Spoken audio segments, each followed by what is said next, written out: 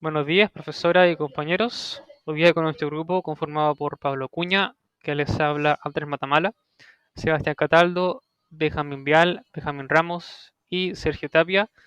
Vamos a hablar sobre el tema que nos tocó, el cual sería motores de base de datos. Bueno, estos corresponden a una herramienta interna de almacenar, procesar y proteger los datos. Un motor de base de datos proporciona un acceso controlado y un procesamiento de transacciones rápido, que esa sería la idea, para cumplir con los requisitos de las aplicaciones. Soy Sebastián Cataldo y voy a continuar con motor de base de datos multiprocesos. Cuando el usuario se conecta a la base de datos, se inicia un nuevo ejecutable con una instancia de la aplicación. Las consultas de usuarios son transmitidas al ejecutable, donde se trabaja con otros ejecutables en el servidor. El sistema operativo divide el tiempo de procesamiento, asignando una porción de tiempo de la CPU. De esta forma, siempre hay una tarea ejecutándose a la vez, dando como resultado que múltiples aplicaciones aparenten estar corriendo a la vez en una sola CPU. Motores de base de datos multihilos. El motor no depende de que el sistema operativo comparta los recursos de procesamiento. La base de datos usa un hilo para realizar una variedad de operaciones, como instrucción de usuario, bloqueo de datos, etc., en lugar de utilizar aplicaciones especializadas para cada tarea. Hola, soy Benjamín Ramos y vamos a ver los tipos de gestores de base de datos. Existen en la actualidad 5 tipos principales de gestores de base de datos. Ellos son: relacional. Los datos se encuentran almacenados en forma de tablas con columnas y filas, donde cada columna representa un atributo de la tabla y cada fila una colección de datos relacionados. No SQL o no relacionales. Estos sistemas no SQL deben su nombre a Not Only SQL. Es por esto que estos pueden ser incluso más flexibles al incorporar la flexibilidad de otras tecnologías junto a SQL.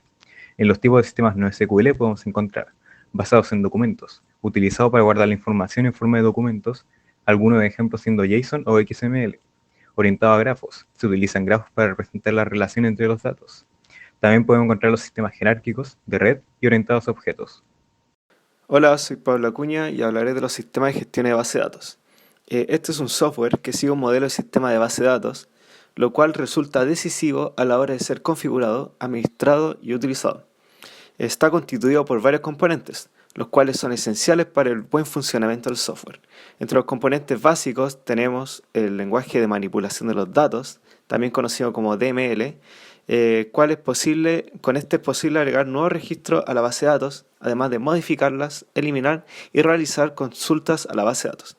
También está el lenguaje de definición de datos DDL, que se puede estructurar el contenido de la base de datos. Además, es posible crear, modificar y eliminar objetos individuales, como relaciones, referencias o derechos de usuario.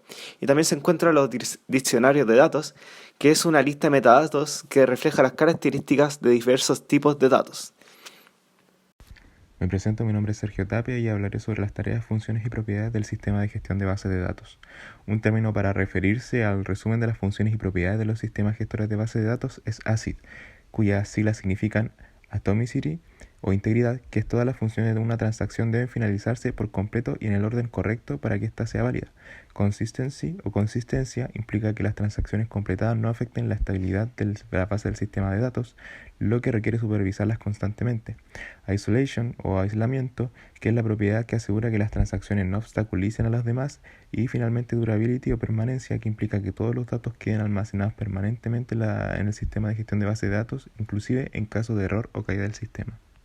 Mi nombre es Benjamín Vial y presentaré las principales funcionalidades de un sistema gestor de base de datos, los cuales son: otorgar servicios de control de concurrencia, servicios de autorización, los cuales es un mecanismo para garantizar que solo los usuarios autorizados pueden acceder a la base de datos; y por último, servicios de integridad de datos. Algunos pros y contras del sistema son que contiene una gran flexibilidad, entrega integridad y consistencia de los datos, como también seguridad y protección de estos mismos, pero a la vez presenta una mayor vulnerabilidad ya que se centralizan los datos y necesita una inversión inicial realmente elevada. Bueno, como conclusión, se puede decir que los motores de base de datos son las herramientas internas que permiten o facilitan realizar un número determinado de operaciones sobre las tablas y esos datos, siempre cuidando el aspecto de la integridad. Esto sería todo. Muchas gracias por su atención.